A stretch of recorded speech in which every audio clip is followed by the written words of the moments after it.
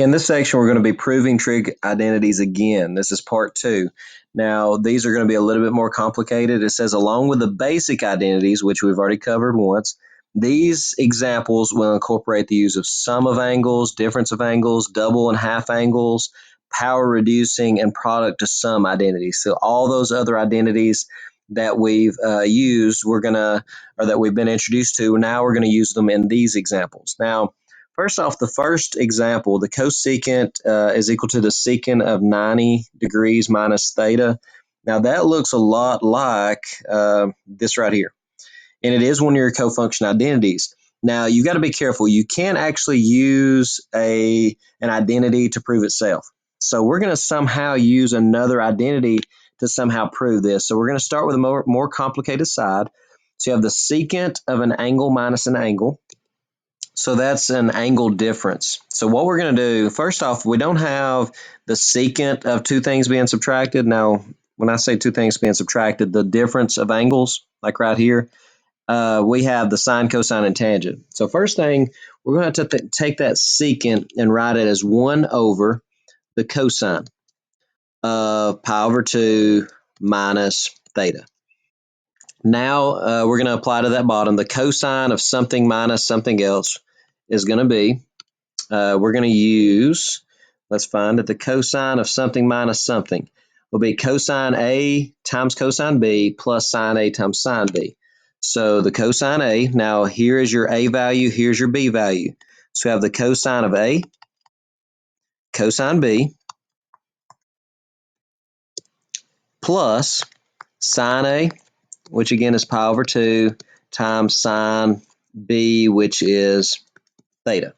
Now let's clean that up a little bit because we have the cosine of pi over 2, which is 90, and we have the sine of pi over 2, which is also 90. So we can clean this up a little bit. So let's put equals. So we have still 1 over. The cosine of 90 is equal to 0. So therefore 0 times this, that whole part's gone. The sine of 90 is 1. So you have 1 times the sine of theta, which is just the sine of theta. So you now have 1 over the sine of theta. I can shrink that fraction bar way down, which is equal to the cosecant of theta, which is actually what we're trying to prove. So we're done. Next one's going to be very similar. You have the tangent of x plus pi over 4 is equal to this stuff. So you have the tangent, excuse me, you have the tangent of a sum. So therefore we could use, let's find it here. The tangent of a sum is this right here.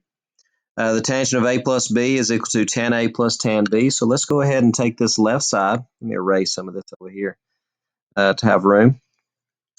So we have the tan of A, which in our case is x, plus the tan of B, which is pi over 4, 45 degrees, over 1 minus tan A times tan B. Now let's clean that up. Everywhere we have a tangent of pi over 4, that's the tangent of 45, which is equal to 1. So therefore, on top we have the tan x plus the tan of 45, which is 1.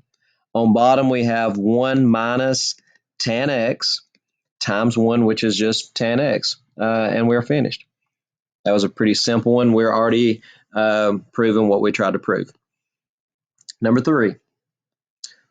Obviously, the left side is our more complicated side, and I can see here I have a double angle, the cosine of 2 alpha. Now, we've got to be careful here. Which one do I use? Because we actually, for the cosine of a double angle, we have, let me find them, 3 different ones. Now, you got to be careful with this because sometimes, different ones, whichever one you pick, might work out towards the answer a little bit easier than the other ones. Let's see what we're trying to get to. We're trying to get to a tangent. Now, on bottom, we also have the sine of 2 alpha. So let's just try one. Obviously, it's easy what to plug in for the bottom, but the top's going to be a little bit more difficult. So the cosine of 2 alpha, again, let's just try one. We'll try to plug in 1 minus 2 sine squared theta for the cosine. So we have 1 minus, in parentheses, 1 minus 2 sine squared theta, or in this case, alpha, over the sine of alpha, sine of 2 alpha. That one is right here. That's equal to 2 sine alpha, cosine alpha. And again, you can leave the alphas off if you would like to clean it up a little bit. So we have the minus parentheses. So we're going to distribute that. So on top we have 1 minus 1 plus 2 sine squared alpha. On bottom we have 2 sine alpha cosine alpha. The 1 minus 1 cancel each other out. So we now have equals 2 sine squared alpha over 2 sine alpha cosine alpha. The 2's cancel each other out. The sine on the bottom cancels with one of the sines on top and leaves you with sine of alpha over the cosine of alpha. And we know that sine over cosine is equal to the tangent of alpha. So that did prove what we were trying to prove. Like I said, if you'd have picked a different one, it might not have worked out so nice and neat. You would have had extra steps. The next one, the tangent of a over 2, is that equal to the cosecant of a minus cotangent of a? Let's start on the left side. The tangent of a over 2, that would be a half angle identity. And unfortunately, we have 3 different half angle identities to choose from. In this case, and again, certain ones won't work out nice and neat like the other ones. I'm going to choose the middle one because I can kind of see where they're going with this sine. They're going to split that thing up, and I'll show you in just a second. So the tangent of theta over 2, 1 minus cosine over sine. So we're going to write this as 1 minus the cosine of a over the sine of a. And that is this tangent of a over 2. And now it's pretty easy because all you have to do is split and write this as 1 over sine minus cosine over sine. 1 divided by sine by the reciprocal identity is the cosecant. And cosine over sine is the same thing by your quotient identities as the cotangent, which is exactly what you're trying to prove. Number 5, cosine squared minus sine squared. There's actually a couple of different ways to work this. Cosine squared of an angle minus sine squared of an angle, the most straightforward way, it would be to use this. The cosine squared of an angle minus the sine squared of an angle. Well, the angle in both of them are 2u, so plug in a 2u here for the angle and you get the cosine of 4u. That's one way of working it with one step. However, I'm actually going to use our power reducing identities. Cosine squared minus sine squared, just to show you there are multiple ways of solving this. So cosine squared would be 1 plus the cosine of, let's go back, 2 times the angle, which would be 4u over 2. And then the sine squared would be 1 minus, so minus, 1 minus the cosine of 4u over 2. Now you've got to be careful when you're doing minus a fraction that this whole fraction is in parentheses. So our common denominator again is 2.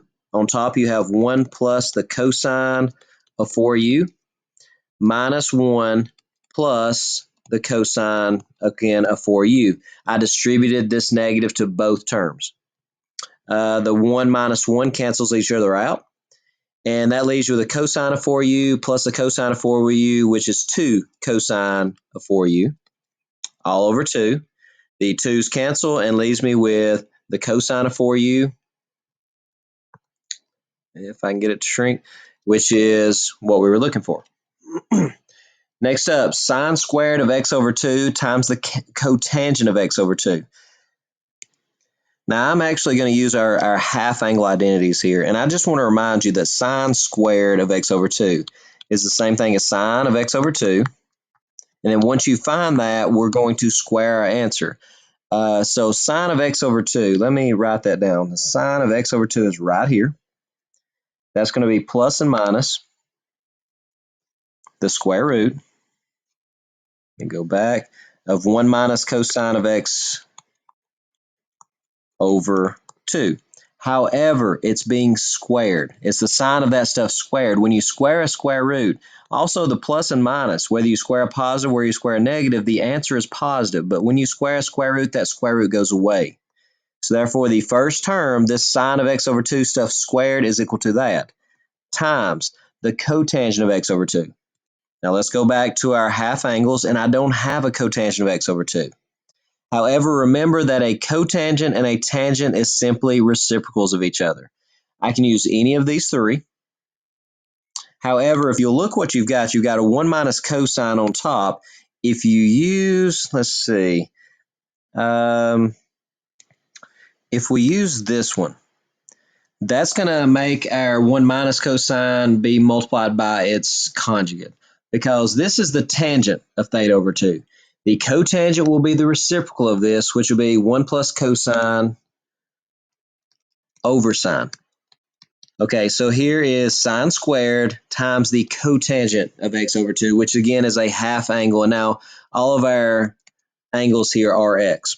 Okay, so now we have on top, now these are in implied parentheses, you have some conjugates, which when you multiply that out, it's going to give you 1 times 1, and then minus cosine times cosine, which would be cosine squared. On bottom, you have 2 sine x. Now on top, reminder that this is your Pythagorean identity. Sine squared plus cosine squared is 1. So 1 minus cosine squared would be sine squared. So you have sine squared x on top, 2 sine x on bottom. The sine x on bottom cancels with one of the ones on top and leaves you with a sine x over 2. And a lot of people have trouble here. Is that the same thing as this? Yes, because that's 1 sine x over 2, which can be written as 1/2 sine x. Because if you were to put that over 1, multiply it back out, you get this exact same value. So we do get what we were looking for. I think it's obvious here which side is the ugliest side. Sine of x plus y minus sine of x minus y over the cosine of nearly the exact same stuff. We're trying to prove that this is the same thing as the tangent of y. Okay, first off, the sine of x plus y. Let me use red here.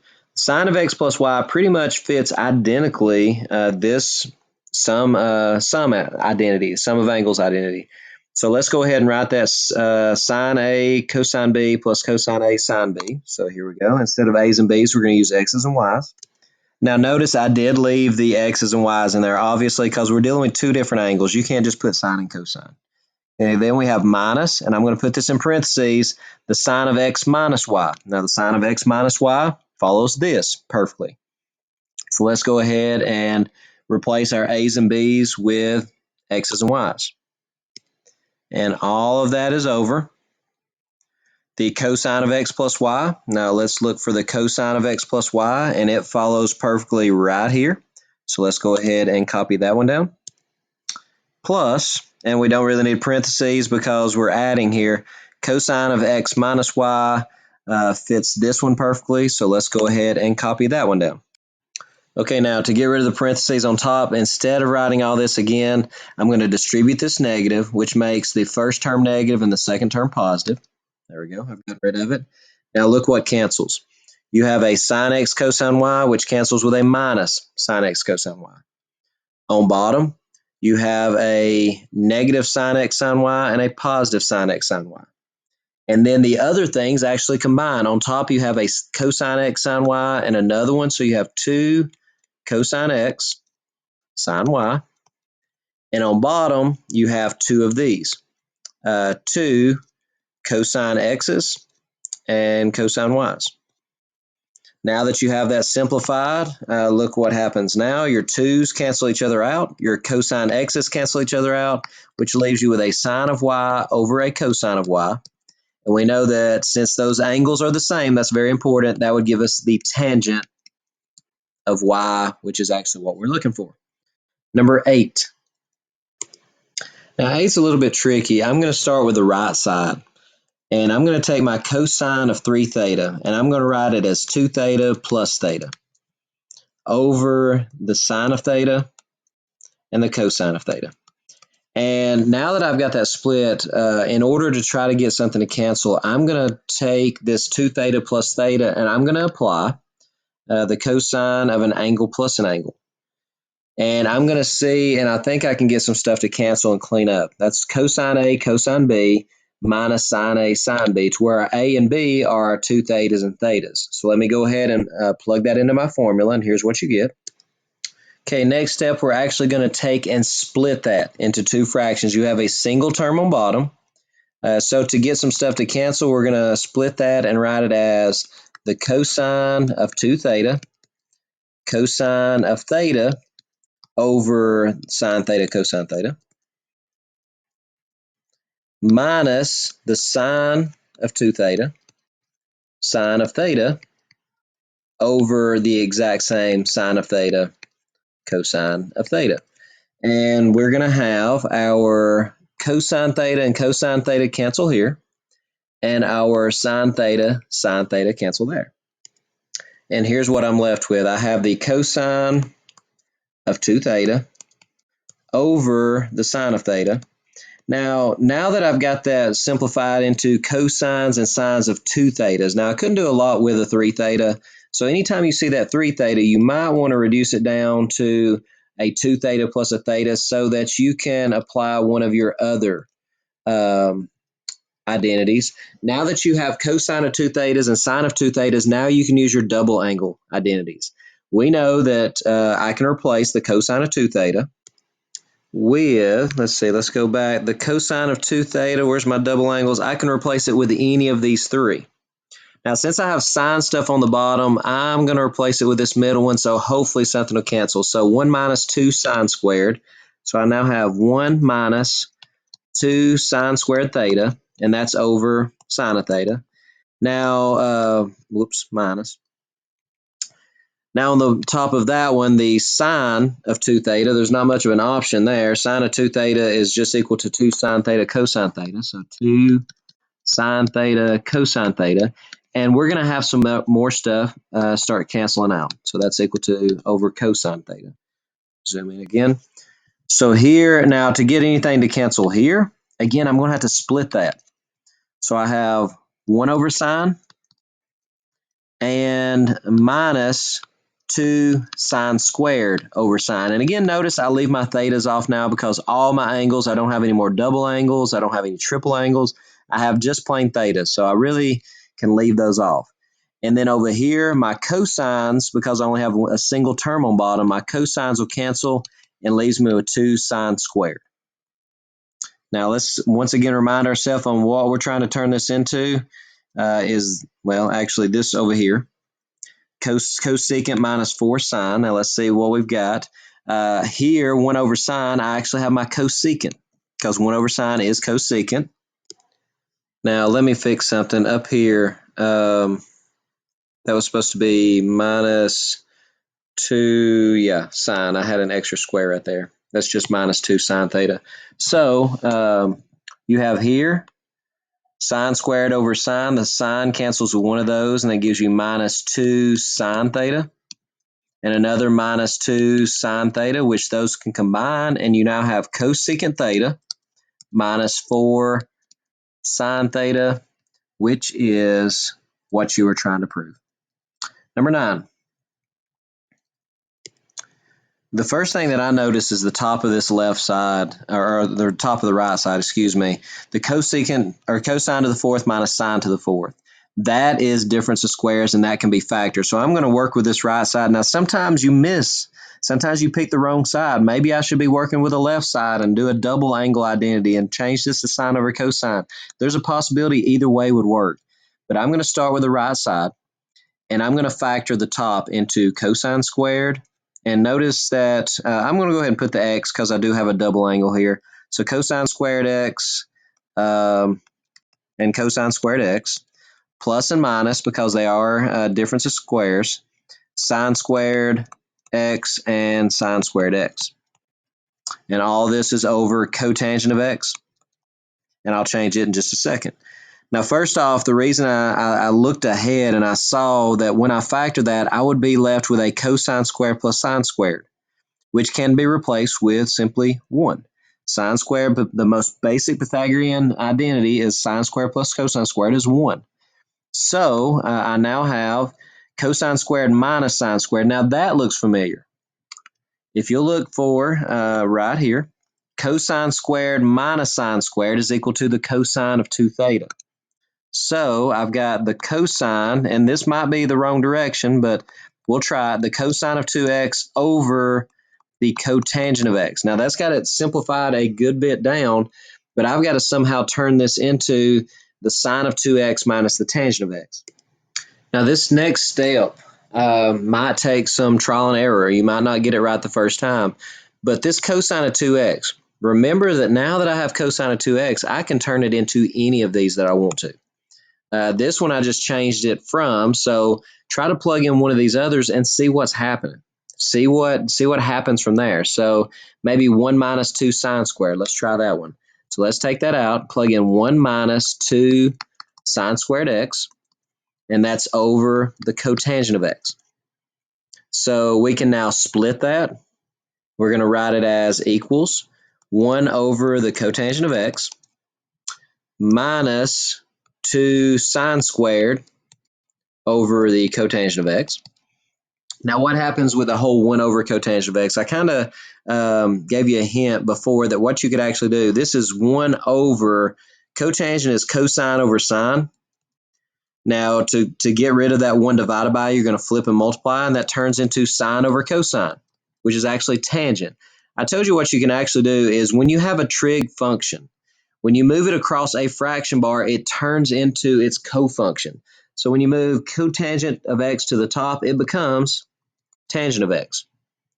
Minus, and the same thing here, when you move cotangent of x to the top, you could actually rewrite this as 2 sine squared x times the tangent of x.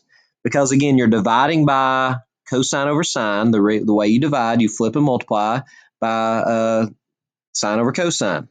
So let's see if we're a step closer. I don't know. Let's see here.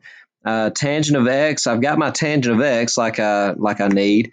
However, I've got minus 2 sine squared tangent of x when I need the sine of 2x. Now I know the sine of 2x is 2 sine x cosine x, so maybe if I could change this a little bit, because right now this tangent is equal to sine over cosine.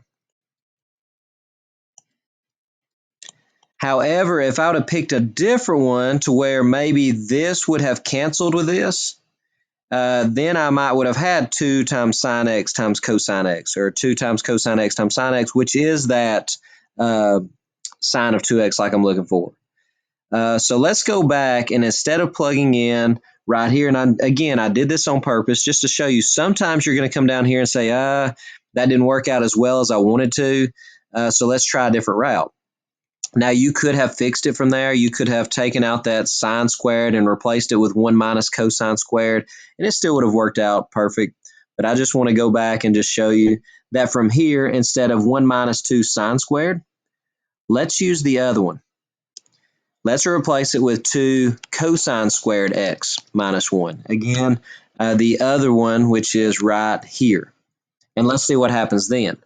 Let's do the exact same thing. Let's split it into 2 cosine squared x over cotangent x minus 1 over cotangent x. Okay, bring this to the top. A cotangent, when you bring it across, we can do now 2 cosine squared x times tan x minus, when you bring this one to the top, again, you have negative tan x, which now is starting to look more like what we need, minus tan x. Now let's see what happens with our first one.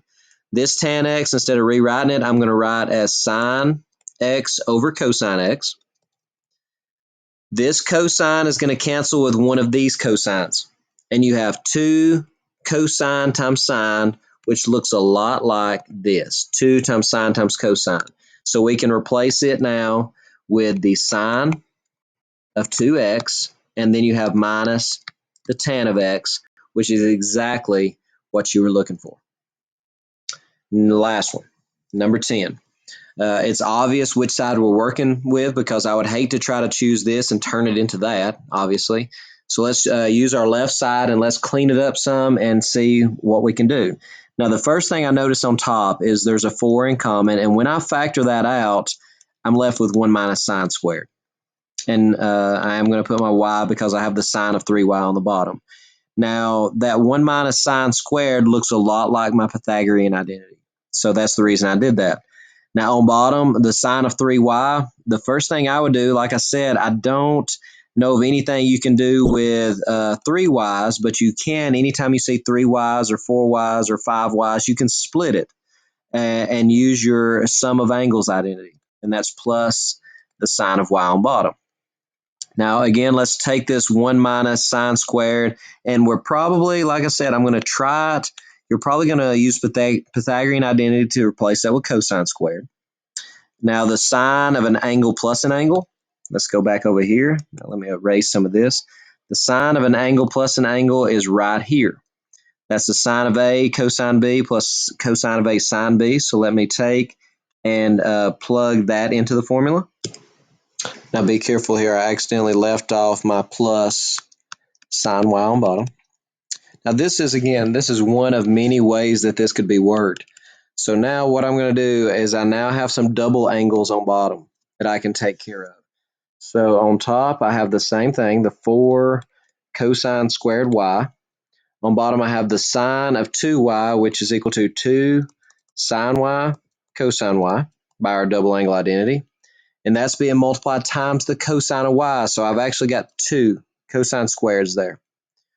Then I have plus, I can replace this as one of 3 things, which again makes it a little tricky. So in order to get it to combine, I'm kind of looking ahead with this.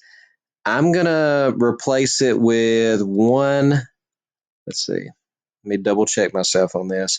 I'm going to replace it with 2 cosine squared minus 1.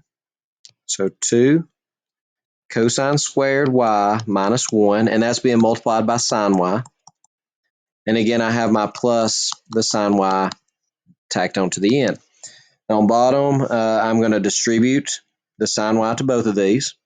Top stays the same, so I have 4 cosine squared y on top.